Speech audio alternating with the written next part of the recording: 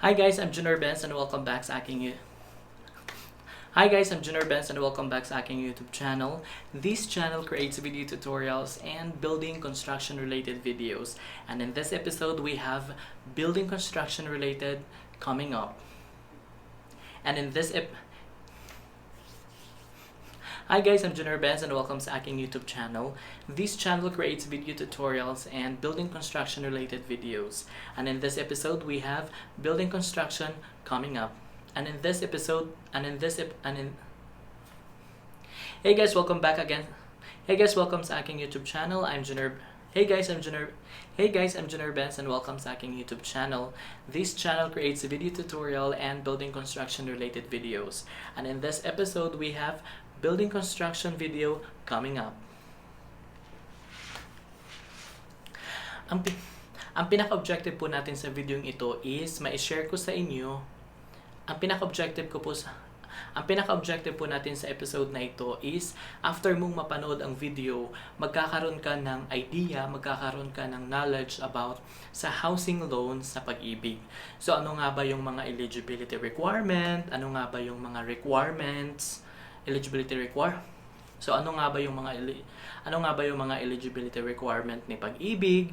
Ano yung mga basic requirements para ma-process ang inyong loan? Ano yung mga purpose ng loan na ma-avail mo? And then ano yung mga procedure na dapat mong i-follow and at the same time at the same time, I will just have a very short and at the same time, magbibigay lang ako ng mga idea kung ano yung mga advantage at disadvantage so far kung kayo ay may planong mag-avail sa housing loan sa Pag-IBIG. But of course, before we proceed with this video, let me just give you a big shout out sa ating mga members sa aking channel. Mega shout out sa inyong lahat, and I hope na we will support all these guys na andito sa description box yung mga link nila. Please do support them by going to their channel. Visit their channel, i-watch nyo yung mga videos nila, and do consider subscribing na rin sa mga channel nila. And my channel is basically focusing on tutorial videos. So ang channel ko po ay nagpo-focus sa mga tutorial videos, and at the same time, yung mga related video about sa building, about sa mga construction, mga ganyan-ganyan. If bet nyo yung mga vlogs na yon, so please do consider subscribing my channel. Hit that notification bell para ma-update kayo sa hit that notification bell para ma-update. Hit that notification bell para ma-notify kayo whenever I have my Hit that notification bell para ma-update kayo if I have the latest. Hit that notification bell para ma-update kayo kung meron ako mga bagong release na video. Basically, nag-upload ako every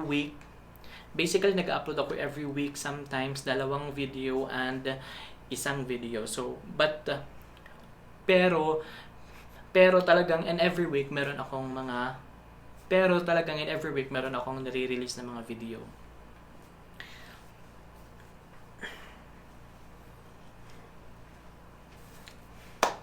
So now let's talk about the eligibility. Ano nga ba yung mga So now let's talk about the eligibility. Ano nga ba yung mga So now let's talk about the first point, eligibility. So now let's talk about the first point, the eligibility. Ano nga ba yung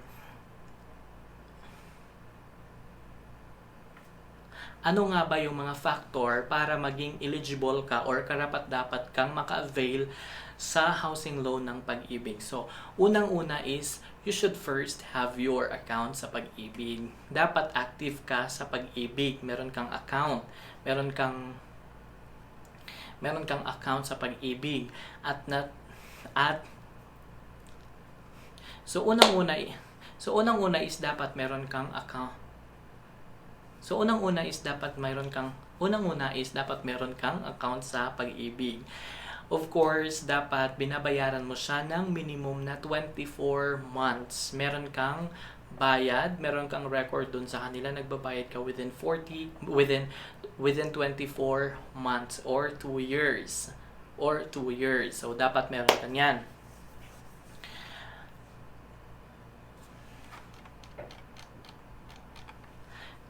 The number two is dapat not more than 65 years old yung mangungutang at number 2 is dapat hindi siya lalagpas dapat hindi siya lalagpas sa 65 years old kung siya ay mangungutang. At number 2 is dapat hindi siya lalagpas sa 65 years old the day na mag-apply siya for housing loan. And take note na hindi rin siya dapat lalagpas sa 70 years old during the maturity period ng loan mo. So 65 and 70 years old, yun ang mga tatandaan mo. Yun ang dapat tatandaan nyo. Number three is legal capacity to acquire the encumbered real property. So, meron siyang kapasidad para ma-acquire yung meron siyang legal na kapasidad para ma-acquire yung property. And the number 4 is no PAG-IBIG housing loan foreclosed, canceled, both back, or voluntarily surrendered. So, dapat wala kang record sa PAG-IBIG dapat wala kang previous record or wala kang history sa PAG-IBIG na meron kang loan na na-foreclose, meron kang loan before na voluntarily surrendered. So, dapat walang ganun record si PAG-IBIG sa account mo. And the number 5 is if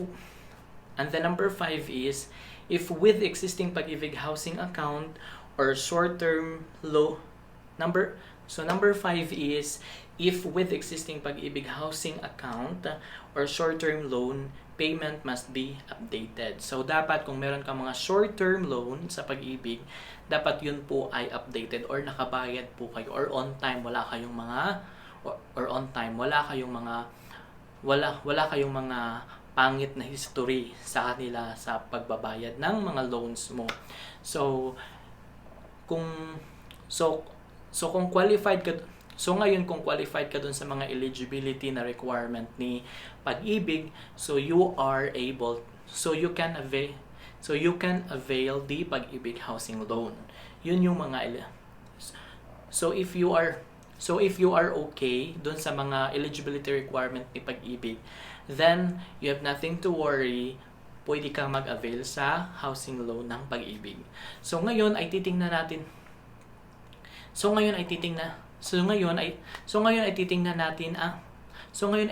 natin ang requirement ni PAG-IBIG. Ano nga ba yung mga requirement niya na i-submit natin para sa housing loan. But before going through, let me just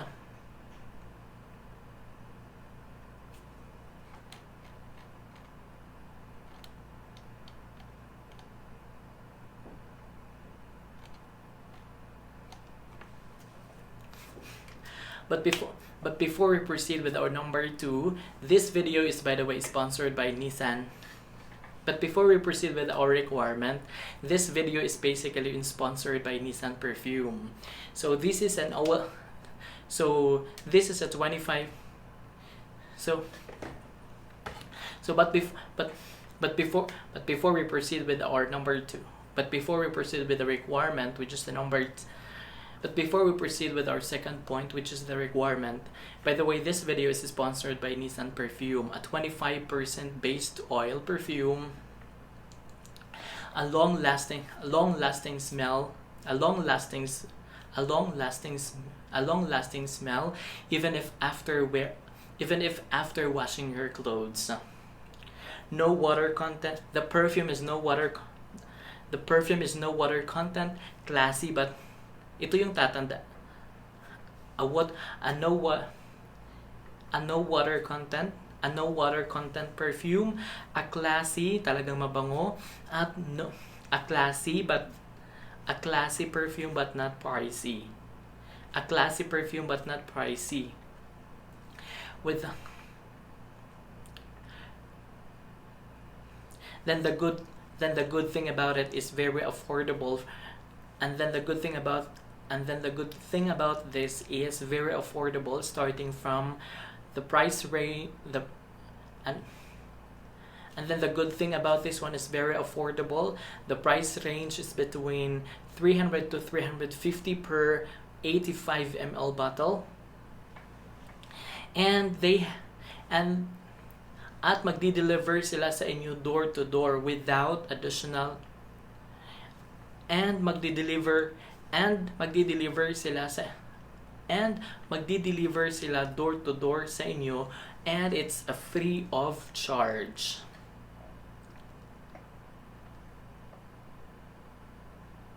And a free of charge. Then kung mag-wholesale kayo, mas maliles yung price na babayaran nyo. For more information, just contact Cheryl, and I'll put the For more information, just contact Cheryl, and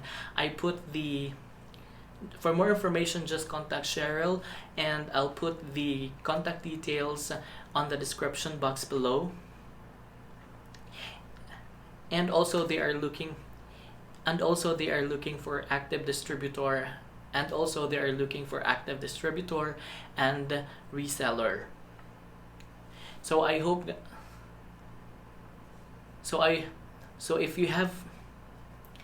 kung bet niyo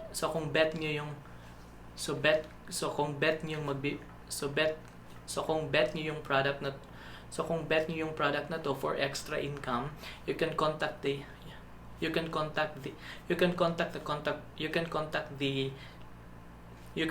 contact person na nakalagay dito sa ating description box.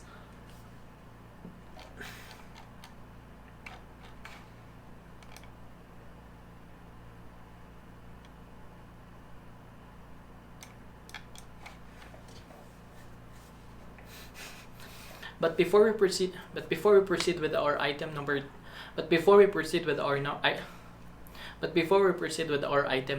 2, which is the purpose of the loan,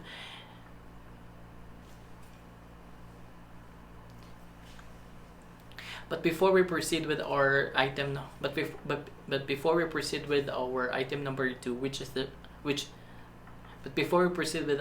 number 2, which is the purpose of the loan, But before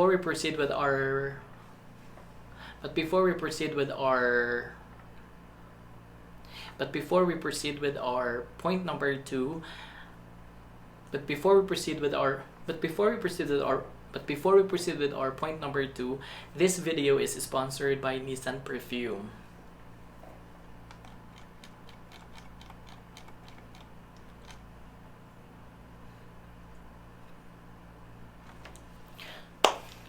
So guys, let's go back sa ating discussion. So ang purpose ng loan is makapag-avail ka ng mga now let's proceed. So let's continue with our discussion. Let's continue sa ating point number 2. Ang point number 2 natin is yung purpose. Ano nga ba yung loan purpose na meron si PAG-IBIG? Kasi hindi naman pwedeng mag-loan ka para lang i-travel ang pera. So basically we're availing here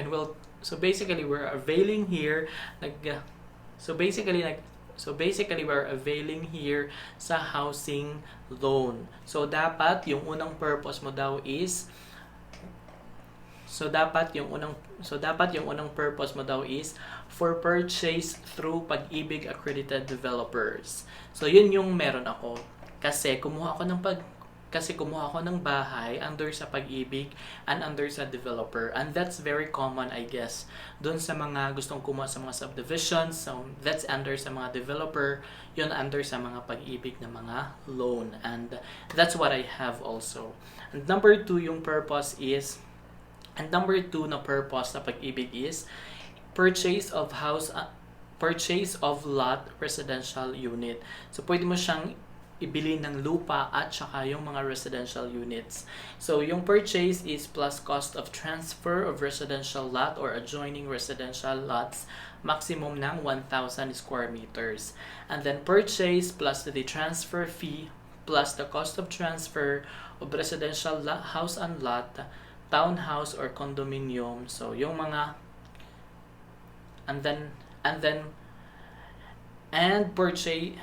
purchase plus the transfer of residential house and lot, townhouse or condominium. So pwede mo siyang bilhin for the condominium or yung mga townhouse. The number 3 is yung purpose ng ating loan is pwede mo siyang gamitin for house construction. Say for example, meron ka ng lupa and then gusto mong magpatayo ng bahay. So pwede kang mag-loan sa PAG-IBIG para igastos doon sa pagpapagawa ng bahay. And even, pwede kang mag-loan kung meron ka ng lupa, meron ka ng bahay, just a home improvement. So, pwede kang maka-avail doon sa PAG-IBIG for your home improvement na loan. And the number 4 is pwede mong gamitin. And then, purpose number 4 is purchase of lot with house construction. So, bili mo ng lupa tapos magpapagawa ng bahay. Pwede 'yon. And then refinancing. So, refinancing of an existing housing loan, pwede daw 'yon. Pwede din 'yon. And lastly is the combined loan purpose. Now let's have the point number 3, yung requirement. Now let's have the point number 3. Ito yung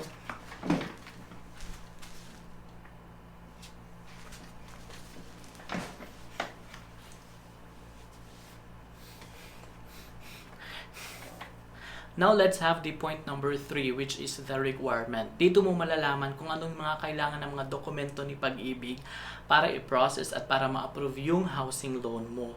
So, unang-una is, syempre, nag-apply ka for PAG-IBIG housing loan, dapat meron kang housing loan application. So, housing loan application with recent ID photo of borrower or co-borrower if applicable. So, dalawang copy po yan. Ang form na gagamitin para sa borrower is HQP-HLF-068. And then for co-borrower naman is HQP-HLF-069. So, yun yung mga forms na gagamitin nyo or fill upan nyo for your housing loan application. That's requirement number 1. Number 2 is the proof of income. Lahat naman siguro ng mga nagpapautang. Alam nyo naman siguro lahat ng mga established na nagpapautang talaga ng pera, they need to have the guarantee na makakabayad ka. So now, na makakabayad ka. So sa PAG-IBIG, ito yung mga kailangan nila as your proof of income. For locally employed ka, pag nasa Pilipinas ka nagtatrabaho, ang kailangan mong i-provide sa kanila is notarized certificate of employment and compensation. So dapat meron kang certificate of employment ma-present sa kanila na naka-indicate doon yung compensation mo or yung sweldo mo. Indicating the gross monthly income and monthly allowance, monthly monitor. Indicating the gross monthly income. So, dapat naka-mention doon lahat ng natatanggap mo doon sa certificate na yun as kabuoang kita or kabuo ang sweldo na makukuha mo in a month. So lahat, food allowance, kung meron kang transportation allowance, meron kang basic salary, so yun dapat naka-mention doon.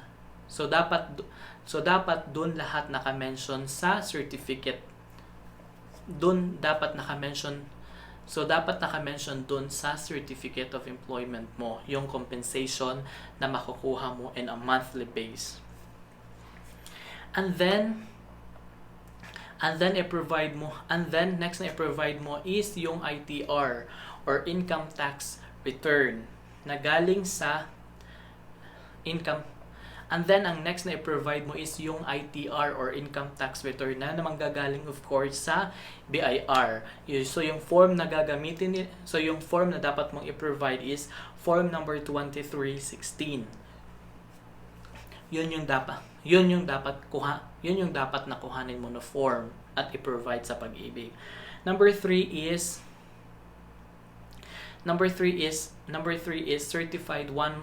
certified 1-month payslip.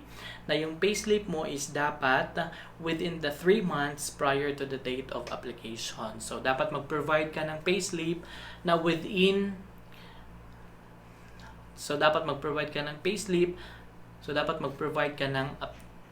magprovide ka ng latest na payslip na dapat within the 3 months dapat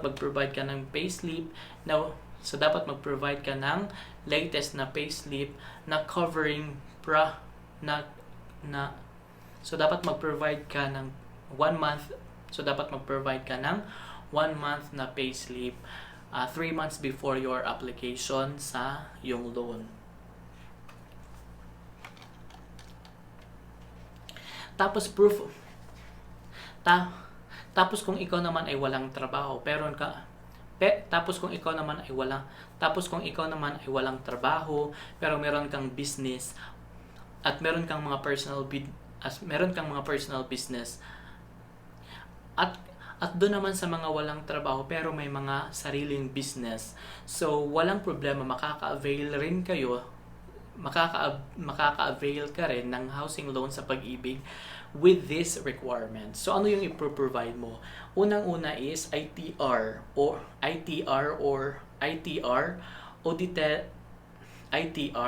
audited financial statement and official receipt of tax payment from the bank supported with a DTI registration and mayor's permit, business permit. So yung mga business permit mo, yung mga ITR, yung mga income tax return, and then commission voucher reflecting the issuer's name and contact details. Then number 3 is bank statement or passbook, pwede. And then bank statement or passbook for the last 12 months. Yun yung i-provide mo. And then additional copy of lease contract and tax declaration. Then certified true copy of transfer franchise issued by the following government agency: LGU for tricycle, FT, and then the certified true copy of your transport franchise. Then certificate of engagement issued by the owner of the business, and another document that would validate source of income. So depende sa PAG-IBIG kung may mga additional requirements sila just to prove yung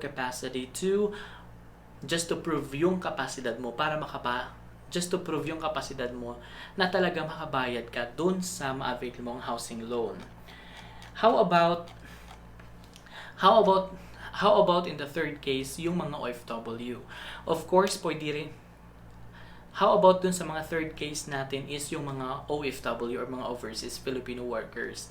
Pwede rin po kayong mag-avail sa mga housing loans sa PAG-IBIG through providing these requirements. So unang-una is meron kang i-provide na employment contract.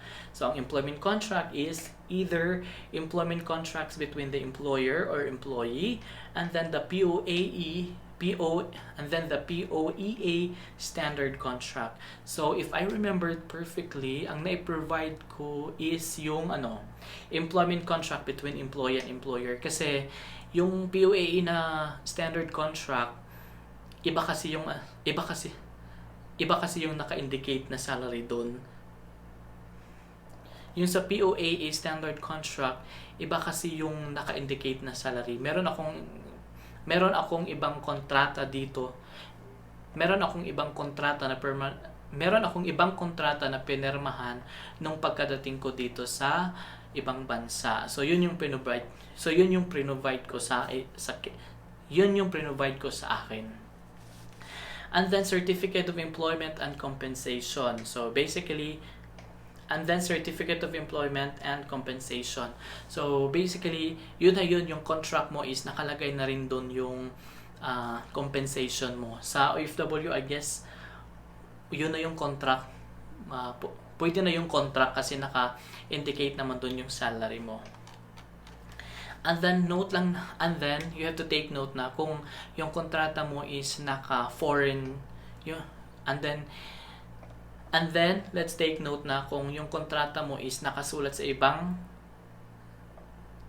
and then take note lang natin na kung kontrata mo is nakasulat sa ibang, and then i-take note lang natin na kung yung kontrata mo is nakasulat sa ibang language, dapat nating ipa-translate yung document na yon. Ayan.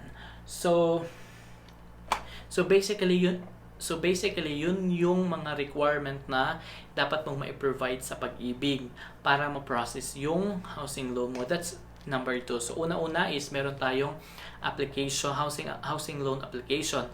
Number 2 is yung mga proof of income na yung mini-mention natin kung employed ka, locally employed na nagtatrabaho ka sa Pilipinas, yung mga meron kang sariling business at OFW ka, so pwede yung mga ganon. So yung number 3 is dapat mag-provide ka ng one valid ID na photocopy back to back for the principal borrower and spouse kung may asawa. For principal borrowers and spouse kung meron kang asawa. Pero kung single ka, katulad char. Pero kung single ka, nakatulad ko, so wala na. Mag-provide ka lang ng ID. ID lang labanan. So mag-provide ka ng ID, photocopy na back to back, and then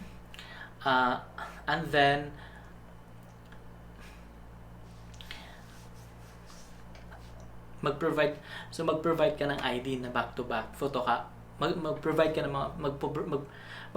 ng photocopy of your ID na back to back. Ayan. And then fourth natin na require, and then number 4 is transfer certificate of title, yung certified true copy ng TCT, and condominium certificate of title, certified true copy din ang i-provide mo for PAG-IBIG. And then number 5 is yung updated tax declaration or yung house. And then number 5 is yung updated tax declaration na, and then yung number 5 is yung updated tax declaration ng house and lot. And the number 5 is yung updated tax declaration ng house and lot na makuha natin yan sa assessor's office, and updated real estate tax receipt, yung resibo sa pagbayad mga milyar, ay dapat meron ka rin yan. And the number 6 lastly is vicinity map, which is the sketch leading to the property subject of the loan. So dapat meron kang i-provide din na vicinity map, yung locate, and then lastly is dapat meron kang may provide na vicinity map na para ma-locate nila yung property na i-loan mo, yung property na i-apply mo for loan sa PAG-IBIG. So yun yung mga requirement ni PAG-IBIG na i-provide mo sa kanila para ma-process ang iyong loan. So after that, kung meron ka ng mga requirements na yun, anong gagawin mo? Siyempre, i-submit mo yun sa PAG-IBIG office. PAG-IBIG office kung saan isasubmit mo yun. So isasubmit mo yun sa PAG-IBIG office, and I put the address, and I put the complete address dito sa description box, para and then I put the complete address dito sa ating description box. So once na masubmit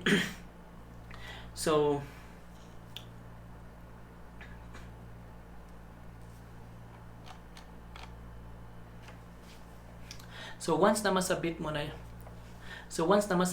yung ano,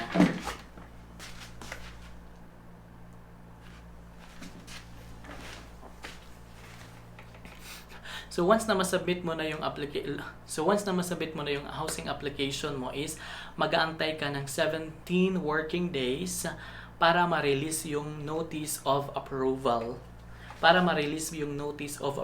Or NOA for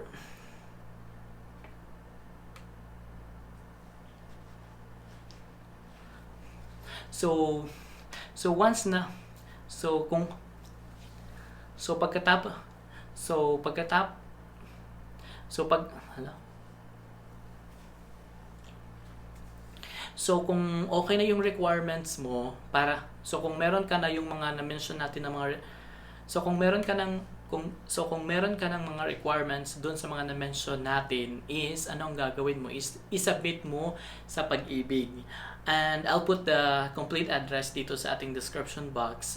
So after that, pag ma-submit mo na yung mga requirements mo sa PAG-IBIG, and then mag-antay ka ng 17 working days. Pag sabihin natin working days, yung mga from Monday to Friday lang. So 17 working days para ma-release yung notice of award,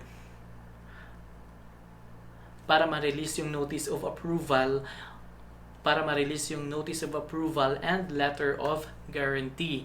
So kung ma-release na sa'yo yung NOA tsaka yung letter of guarantee, so ipaprocess mo na ulit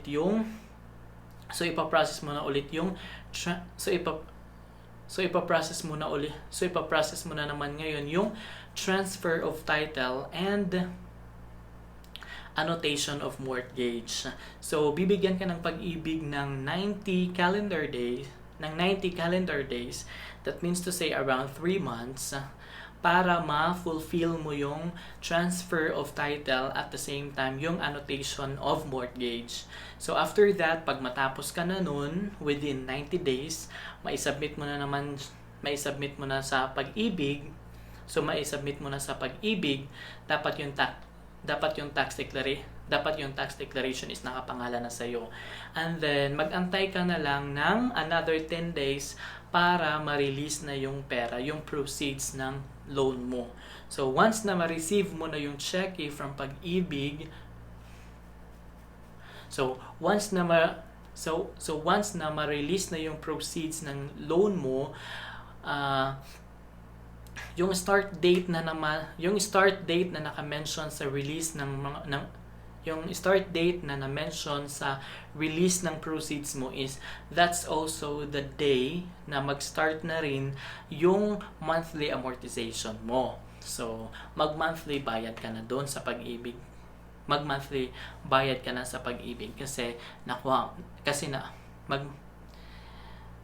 Kasi yun na yung day, kasi yun yung start din ng day na dapat makapagbayad ka sa amortization sa PAG-IBIG in a monthly base.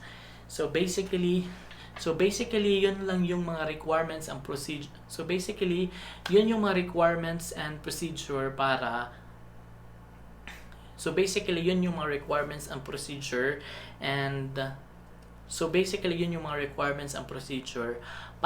sa ating housing loan sa PAG-IBIG. So bakit nga ba? So ano nga ba yung ang tanong ngayon is, ano nga ba yung advantage? Bakit mag-apply ka pa sa housing loan ng PAG-IBIG? So unang-unang nakita ko na advantage dito is, for example, kung meron ka ng pamilya, tapos medyo mabigat sa'yo ang magpatayo medyo mabigat pa sa'yo ang magpatayo ng sariling bahay sa ngayon dahil meron ka pang panggagastusan, pero meron ka namang trabaho, meron ka namang business. So, Pag-ibig is the best option kasi ang Pag-ibig kasi is very flexible doon sa kanilang mga programs. So they're actually giving the opportunity for Filipinos, especially yung mga nasa abroad, na at least maka-invest din sila at pag-uwi nila meron silang bahay, even yun sa mga bagong mga even doon sa mga tao din na even doon din sa mga tao na gustong magkabahay na wala silang kapasidad for now. So actually, Pag-ibig is the best option talaga para makapag-avail, para magkaroon kayo ng bahay. And then another thing is yung interest rate ng Pag-ibig is very low. And then another advantage sa housing loan ng Pag-ibig is another advantage sa housing loan ng Pag-ibig is minimal lang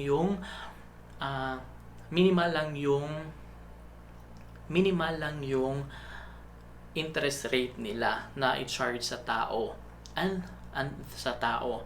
Pero sa tao. So, yun yung basically ang mga naano ko na mga advantages yun yung actually mga naisip ko ng mga advantages.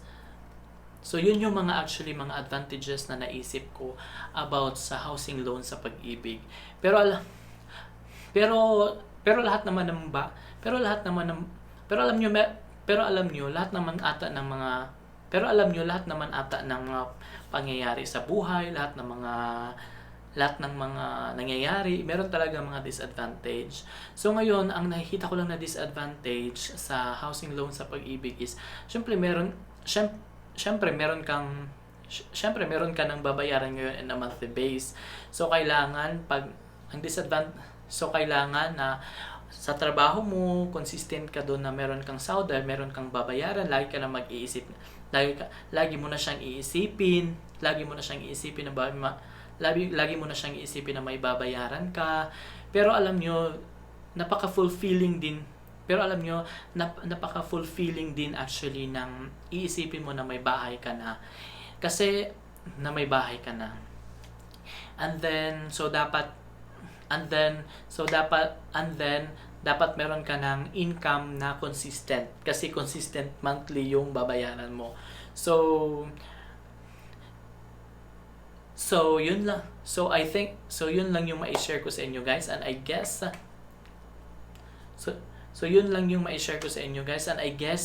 that's it for this vlog. I hope that you learned something out from this video. And if you learn from this video, please do consider subscribing my channel, hit the notification bell, at pwede mo na rin i-share tong video na to para sa ating mga kaibigan para malaman din nila kung ano yung mga eligibility requirement, yung mga requirement ng mga documents ni Pag-ibig para maka-avail sa kanilang housing loan.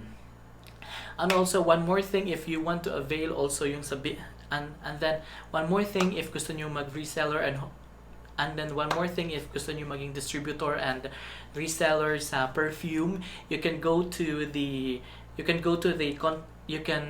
contact on the contact details that I provided in the description box below.